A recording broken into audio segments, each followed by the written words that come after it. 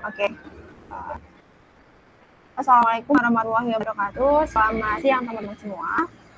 Kita dari kelompok 1 akan mempresentasikan hasil diskusi kami terkait perbandingan perubahan politik dengan kekerasan dan revolusi antara negara Rusia dan Cina.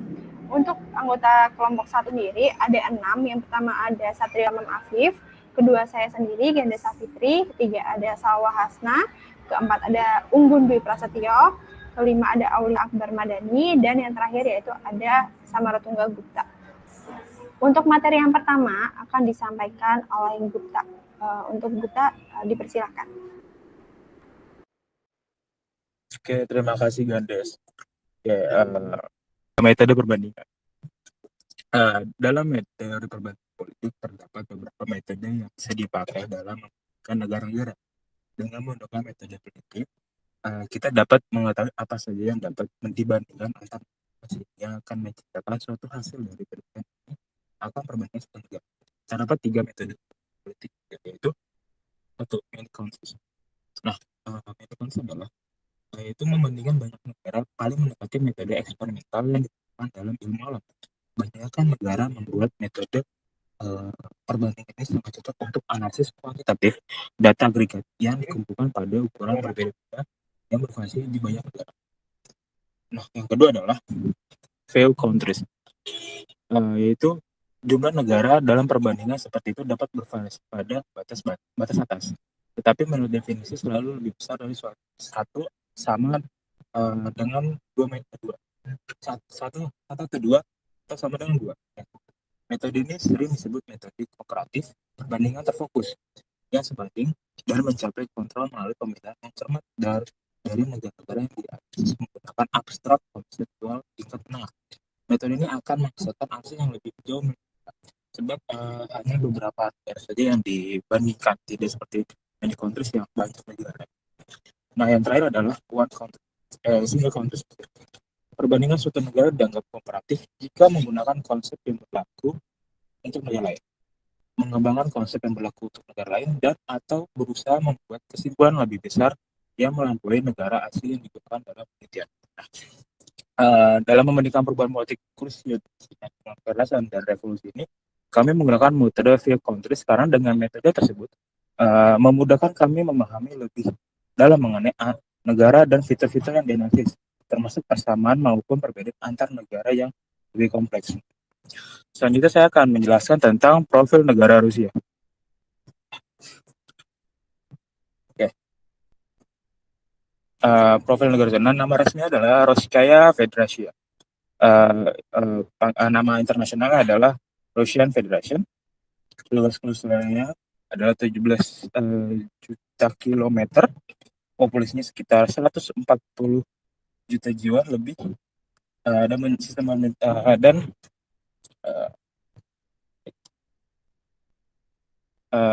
dan bentuk ibu kota negaranya Moskow, agama mayoritasnya Kristen dan Islam, kemerdekaan tahun 12 Juni 1991, bahasa utama Rusian, dan kepala negara yaitu Vladimir Putin.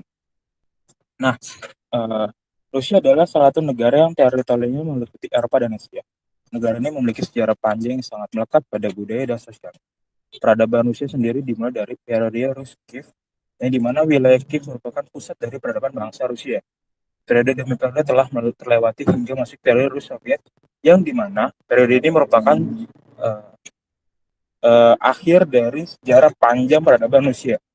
Terdapat banyak etnis yang ada di Rusia seperti etnis Rusian, etnis Tartar, etnis Ukraina, etnis Mongolia, dan masih ada 990 etnis lainnya. Selain terlalu banyak etnis, Rusia juga memiliki satu bahasa resmi dan juga 140 bahasa lain serta dialek yang berbeda-beda. Hal ini dipengaruhi oleh letak geografi dan juga sisa-sisa peradaban Rusia yang meninggalkan aneka ragam budaya dan bahasa. Nah, dalam sumber daya alam, Rusia memiliki berbagai sumber daya alam murni, yaitu minyak bumi, gas alam, kayu, bulu, logam mulia, dan non-ferrous. Selain itu, untuk industri sendiri, Rusia memiliki berbagai produk-produk industri seperti industri pertambangan dan ekstasi yang memproduksi batu bara, minyak, gas, bahan kimia, dan logam. Semua bentuk pembuatan mesin mulai dari rolling mills, hingga pesawat terbang, beacon energi tinggi, kendaraan luar angkasa, dan pembuatan kapal. Peralatan transportasi jalan dan kereta api, peralatan komunikasi, mesin pertanian, traktor, dan peralatan konstruksi, peralatan pembangkit, dan transmisi tenaga listrik, instrumen media dan ilmiah, konsumen barang tahan lama, tekstil, bahan kemakanan, dan kerajinan tangan. Dengan banyaknya sumber daya ini, menarik beberapa negara untuk bekerjasama. Negara-negara utama yang kerjasama adalah China, Jerman, Belarus, dan Belanda yang telah menjalin kerjasama impor dan ekspor untuk Rusia yang sudah lama dan menjadi negara utama dalam ekspor impor. Demikian dari saya. Terima kasih.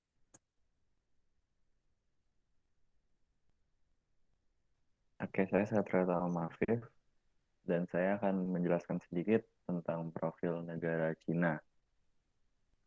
Di mana nama resmi Cina yaitu People's Republic of China dengan nama internasional Cina yang memiliki luas wilayah sebesar 9.500.000 km persegi dan jumlah populasi sebesar 1 miliar jiwa yang memiliki ibu kota di Beijing dan kepala negaranya yaitu Xi Jinping.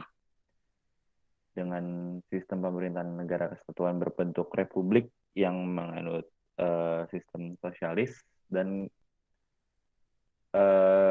kemerdekaannya di tanggal 1 Oktober 1949 memiliki bahasa utama Mandarin dan agama mayoritas Konghucu dan Tao. Dari sistem pemerintahan yang bersifat sosialis dan sedikit komunis ini, Cina masih dikenal sebagai negara yang komunis, meskipun sejumlah ilmuwan politik tidak mendefinisikannya lagi sebagai negara yang komunis. Tiada definisi yang tepat dapat diberikan kepada jenis pemerintahan yang diamalkan dan dilakukan di negara ini karena strukturnya tak dikenal pasti. Salah satu sebab masalah ini di mana tidak bisa didefinisikan sebagai negara yang komunis lagi, di mana negara Tiongkok ini merupakan negara yang diperintah oleh para kaisar selama 2000 tahun, dengan sebuah pemerintahan pusat yang kuat dengan pengaruh Konfusianisme. Setelah era monarki berakhir pada tahun 1911, Tiongkok diperintah secara autokratis oleh Partai Nasionalis Kuomintang dan beberapa panglima perangnya. Kemudian setelah 1949, di mana Cina merdeka di tanggal 1 Oktober 1949, pemerintah dilanjutkan oleh Partai Komunis Tiongkok.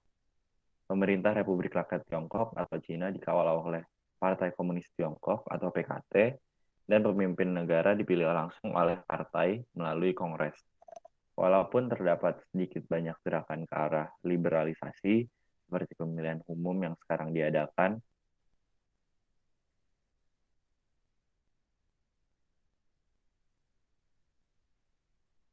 dan sebagai badan perwakilan, partai ini terus memiliki pengawasan, terutama atas pemilihan jabatan-jabatan pemerintahan, walaupun negara menggunakan cara autokratis untuk mengusir elemen-elemen penentangan terhadap pemerintahannya. Pada masa yang sama, pemerintah juga mencoba mengurangi penentangan dengan memajukan ekonomi, membenarkan tunjuk perasaan pribadi, dan melayani para penentang yang dianggap tidak berbahaya terhadap pemerintahan secara lebih adil. Terima kasih.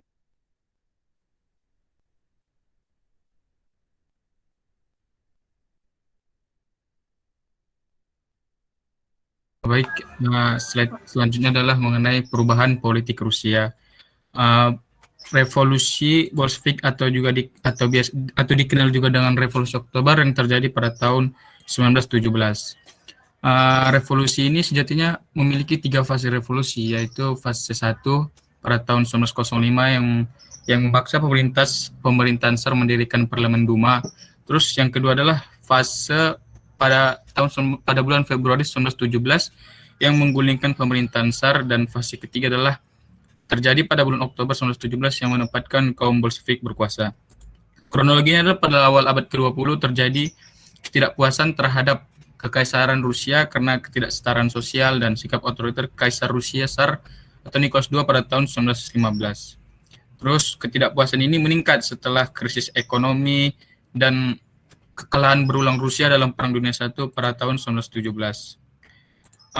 Pada bulan Februari 1917 juga terjadi kerusuhan dan pemogokan massal di kota Saint Petersburg. Terus awalnya itu setelah itu kekaisaran Rusia mengirim pasukan untuk menghentikan tindakan buruh yang berdemo dan aparat keamanan SAR menembaki masa pendemo yang ada di Saint Petersburg.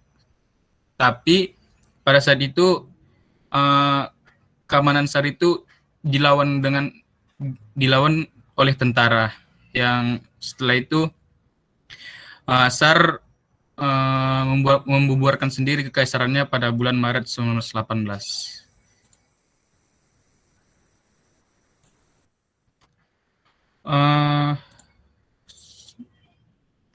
Next.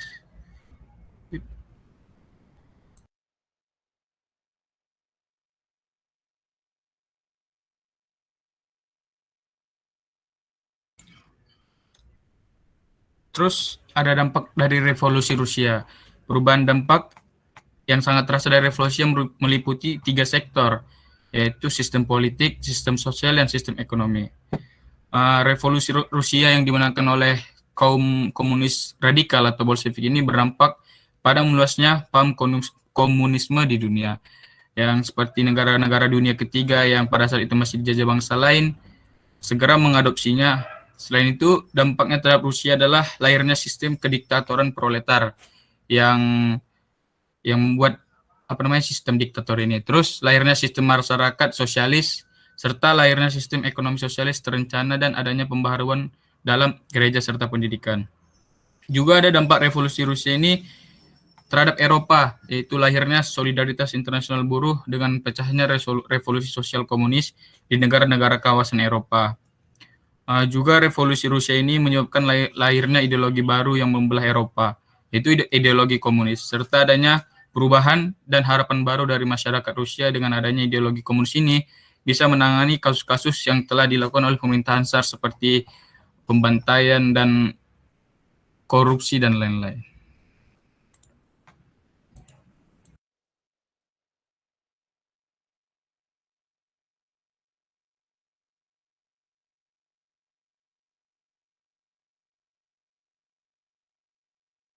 Baik, yang selanjutnya yaitu perubahan politik di Cina. Jadi kehidupan politik di Cina saat ini itu terbentuk dari rangkaian sejarah yang panjang. Nah, di mana Cina itu kan dipandang sebagai bangsa yang kuat, disegani dan memiliki kebijaksanaan dalam berbagai ilmu pengetahuan, sehingga Cina itu dihormati oleh negara-negara tetangga. Nah, namun sejarah Cina juga mengalami pasang surut, di mana ada satu tingkat di mana mereka mengalami kejatuhan yang menyebabkan Cina berada pada level yang lemah dan mengarah pada perpecahan. Bahkan Cina telah mengalami berbagai revolusi besar dengan masa revolusi yang berlangsung lama. Jadi ada 3 revolusi yang dialami oleh Cina. Yang pertama yaitu revolusi di tahun 1911 atau biasa disebut dengan revolusi Xinhai. Nah, revolusi ini tuh bertujuan untuk menggantikan sistem kekaisaran yang telah berlangsung selama ribuan tahun. Nah, jadi ini tuh berawal dari pada saat kekuasaan dinasti Qing, itu bangsa Cina tidak puas terhadap pemerintahan dinasti tersebut. Karena dinasti Qing itu dianggap gagal dalam menangani invasi dari kekuatan asing, yaitu bangsa Eropa, Amerika, maupun Jepang. Selain itu juga Cina itu terus mengalami kekalahan dalam Perang Sandu di tahun 1842. Nah, kemudian akhirnya timbullah berbagai gerakan di Cina. Itu salah satunya yaitu gerakan yang berada di bawah pimpinan terkemuka yaitu Sun Yat-sen. Nah, Sun Yat-sen itu merupakan tokoh nasionalis Cina yang mendirikan organisasi Dongmenghui dengan tujuan untuk mengusir bangsa Manchu, merebut kembali Cina bagi bangsa Tionghoa dan mendirikan suatu bangsa yang berbentuk republik. Nah, kemudian di tahun 1911 Sun Yat-sen ini berhasil mengobarkan revolusi dan menandakan bahwa sistem kekaisaran di Cina itu telah berakhir. Karena Sun Yat-sen ini bercita-cita ingin menyatukan seluruh Cina dalam satu pemerintahan. yang didasarkan pada Sanmuncuwi atau 3 sendi kedaulatan rakyat, yaitu nasionalisme, sosialisme, dan demokrasi. Namun setelah revolusi itu berlangsung, Sun Yat-sen ini kedudukan sebagai presiden cepat digantikan oleh Yuan Shikai, yaitu seorang warlord atau panglima perang yang sangat berpengaruh, dan kemudian beliau mendeklarasikan dirinya sebagai presiden seumur hidup. Nah, sementara itu Sun Yat-sen mengundurkan diri ke kanton dan mendirikan partai Kuomintang atau Partai Nasionalis Cina gitu. Nah, kemudian revolusi yang kedua yaitu di tahun 1928. Nah, revolusi kedua ini terjadi di tahun 1928 ketika Kuomintang atau KMT berhasil menggantikan pemerintahan panglima perang yang pada saat itu terpecah-pecah dalam masa awal pemerintahan Republik Cina dengan membentuk dan menguasai pemerintahan baru. Nah, jadi pada tahun 1916 Yuan Shikai itu meninggal dunia. Kemudian meninggalkan kekacauan terutama di wilayah Cina Utara karena beliau itu belum menunjuk seseorang untuk menggantikannya.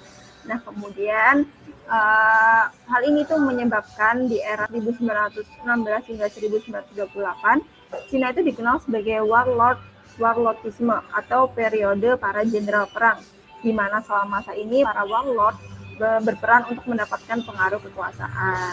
Nah, sementara itu Sun Yat-sen masih memiliki pengaruh besar di wilayah Cina Selatan hingga beliau diangkat sebagai kepala pergerakan republik dan menjabat sebagai presiden sampai tahun 1925, tepatnya sampai beliau meninggal. Nah, kemudian digantikan oleh Jenderal Chiang Kai-shek. Nah, pada masa pemerintahan Chiang Kai-shek ini, beliau berhasil menaklukkan para warlord dan kemudian menyatukan Cina kembali di bawah pemerintahan Kuomintang melalui ekspedisi utara pada tahun 1926 hingga 1928. Nah, kemudian untuk revolusi yang ketiga yaitu revolusi di tahun 1949, di mana ini menandakan berdirinya Republik Rakyat Cina atau RRC yang berada di bawah kekuasaan Partai Komunis Cina. Nah, jadi sebelum terjadinya revolusi di tahun 1949 itu sempat terjadi perang Cina-Jepang, perang antara Cina dan Jepang yang kedua sebelum pecahnya Perang Dunia Kedua. Nah, selama perang tersebut, Cina itu sempat mengalami kekalahan, di mana ibu kota Cina, Nanking, itu sempat jatuh ke tangan tentara Jepang selama 8 tahun. Dan untuk melawan Jepang, akhirnya Partai Kuomintang atau PKC dan Partai Komunis Cina dan KMT itu berkolaborasi untuk membentuk Front Persatuan. Nah, namun setelah perang tersebut selesai, perang antara Cina dan Jepang, pertikaian antara PKC dan Kuomintang itu kembali memanas. Nah, di mana akhirnya pemerintah Cina itu berusaha meminta bantuan Amerika Serikat untuk menyelesaikan masalah di Cina, yaitu dengan tujuan menghindarkan terjadinya perang saudara di Cina. Nah, kemudian Amerika Serikat itu mengutus Jenderal George Marshall untuk bertindak sebagai perantara bagi sengketa antara pemerintah nasionalis dengan Partai Komunis Cina, di mana beliau merencanakan untuk melaksanakan peleburan antara kedua belah pihak menjadi satu, yaitu tentara nasional. Namun hal itu tidak dapat berlangsung lama dan pertempuran kembali memanas, bahkan dengan skala yang semakin luas gitu. Sempat ada upaya dari Marshall, namun tetap gagal. Nah, kemudian bisa next. Kemudian setelah mengalami berbagai revolusi gitu ya,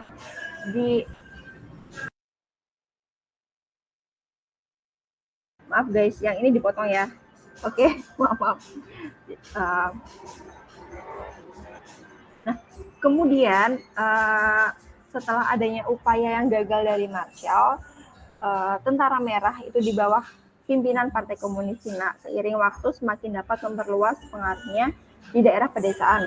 Bahkan mereka itu berhasil merebut Nanking, ibu kota nasionalis Cina, di mana ini mengakibatkan pemerintah nasionalis Cina terpaksa memindahkan ibu kotanya ke Kanton. Dengan sebagian besar wilayah sudah dikuasai oleh kaum komunis, maka Mao Zedong itu mulai mempersiapkan pembentukan suatu negara Cina, sebagaimana yang telah dicita-citakan oleh Partai Komunis. Hingga akhirnya pada tanggal 1 Oktober 1949, PKC berhasil menyingkirkan Kuomintang dan memproklamasikan berdirinya Republik Rakyat Cina (RRC) yang ibu kotanya di Beijing dengan strategi desa mengepung kota. Kemudian dampak dari adanya berbagai revolusi tersebut adalah yang pertama, menandai berakhirnya perang saudara antara Partai Komunis Cina dan juga Partai Nasionalis Cina atau Kuomintang yang telah menewaskan setidaknya 1,7 juta jiwa. Kemudian yang kedua adalah lahirnya Republik Rakyat Cina sebagai negara komunis. Yang ketiga, Taiwan memiliki pemerintahan sendiri tetapi masih berada bagian dari RRC. Dan yang terakhir yaitu Amerika Serikat menangguhkan hubungan diplomatik dengan RRC selama beberapa dekade.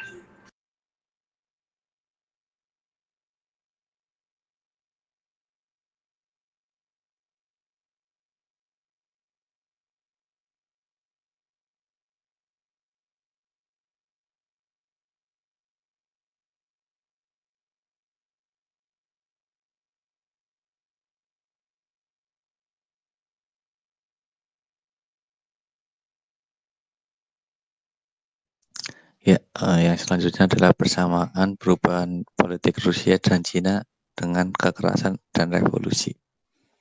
Yang pertama, dari tujuan revolusi, baik revolusi di Rusia ataupun Cina, itu sama-sama dilakukan dengan tujuan untuk menggulingkan sistem kekaisaran yang tak ada, serta digantikan dengan sistem yang baru. Baik Bolshevik di Rusia maupun Kuomintang di Cina sama-sama tidak puas dan merasa kecewa terhadap sistem kekaisaran yang telah berjalan selama ratusan tahun. Dan sama seperti revolusi-revolusi yang terjadi di negara lain, baik revolusi di Rusia maupun Cina telah menyebabkan korban jiwa dan korban materi yang tidak sedikit. Kemudian yang kedua, terjadi perpecahan kelompok revolusi. Selama terjadinya revolusi, baik di Rusia maupun Cina sama-sama mengalami perpecahan kelompok.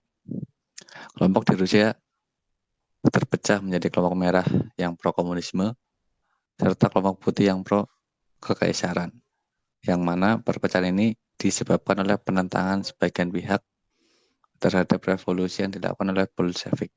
Sedangkan di Cina terpecah menjadi kelompok Kuomintang yang pro-nasionalis, serta Partai Komunis atau PKC yang pro-komunis, yang mana perpecahan di Cina ini bermula oleh tuduhan PKC yang menganggap bahwa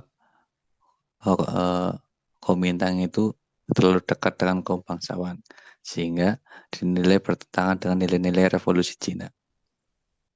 Perpecahan-perpecahan tersebut juga pada akhirnya menyebabkan perang saudara berkepanjangan di kedua negara tersebut.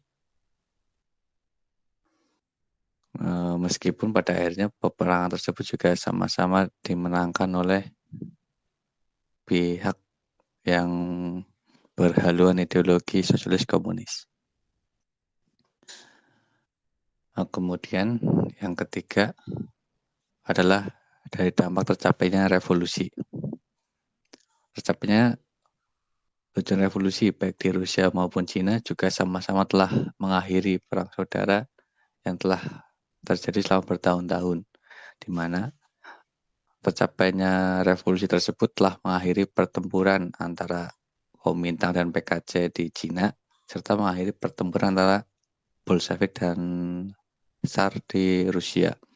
Selain itu, revolusi di Rusia dan Cina sama-sama telah merubah ideologi kedua negara tersebut menjadi sosialis komunis dengan dimenangkannya revolusi oleh kelompok yang pro-komunis.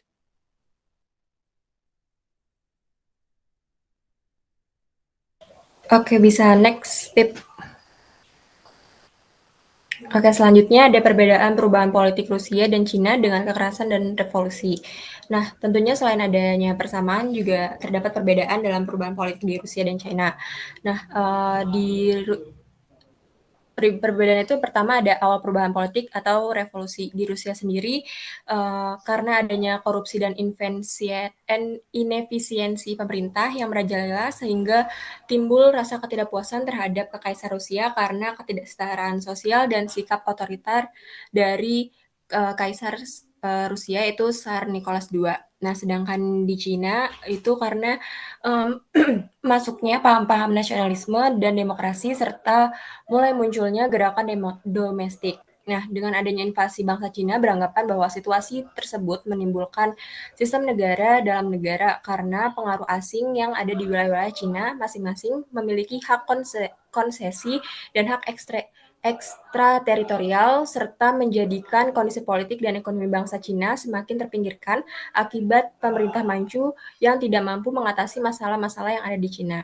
Nah, yang kedua itu banyaknya revolusi. Jadi di Rusia itu hanya mengalami satu kali revolusi dengan 3 fase, yaitu revolusi 1917, di mana fase yang kedua dan ketiga ini adanya kekerasan dan konflik bersenjata antara kelompok merah dan yang pro-komunis dan kelompok putih yang pro-kekaisaran Rusia. Untuk di Cina sendiri terjadi 3 kali revolusi, yaitu 1911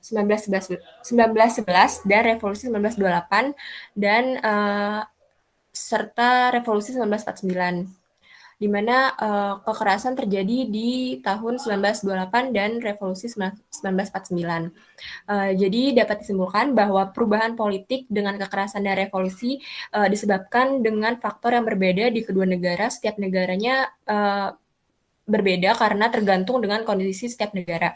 Nah, dalam perubahan politik Rusia dan Cina, seperti yang Unggun telah sebutkan, juga terdapat persamaan seperti tujuannya, adanya perpecahan kelompok, dan dampak dari perubahan politik atau revolusi itu sendiri. Nah, setelah melewati perubahan politik yang cukup panjang, sekarang kedua negara dapat dikatakan dalam kondisi yang stabil, bahkan kedua negara merupakan negara yang memiliki power di dunia internasional.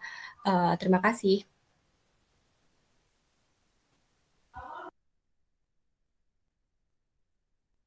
Baik, terima kasih teman-teman atas presentasinya. Baik, demikian materi yang dapat kami sampaikan dari kelompok 1. Apabila teman-teman dari kelompok lain ada pertanyaan, dipersilahkan untuk menuliskan pertanyaannya di kolom L biru.